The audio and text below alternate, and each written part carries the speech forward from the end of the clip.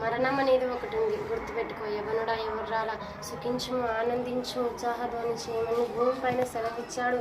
కానీ వీటినన్నిటినీ ఒక దినమున ఆయన లెక్క చెబుతాడు. ఏమని లెక్క చెప్తాడు? అన్నిటినీ ఆయన పొందుకోమని అంటాడు. ఆనందించుడి, దుఃఖించుడి, ఆరాధించుడి అని అంటున్నాడు. ఈ లోకంలో ఉన్నంత వరకు మనము ఆయనతో నడవాలి, ఆయనతో ఉండాలి, ఆనందించాలి. ఈ లోకంలో మనము అన్నిటినీ కూడా పొందుకోవాలి.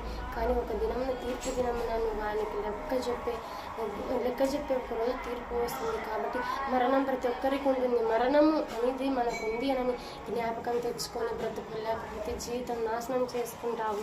ఖచ్చితంగా మరణం అనేది మనకు ఒకటి ఉంది. నేను ఈ టాపిక్లో మరణం అనేది చెప్తున్నా కాబట్టి మరణం అనేది నీకు ఒకటి ఉంది. అది గుర్తుపెట్టుకొని జీవిత యాత్రలో నడువు, జీవితంలో నువ్వు ఎదుగు.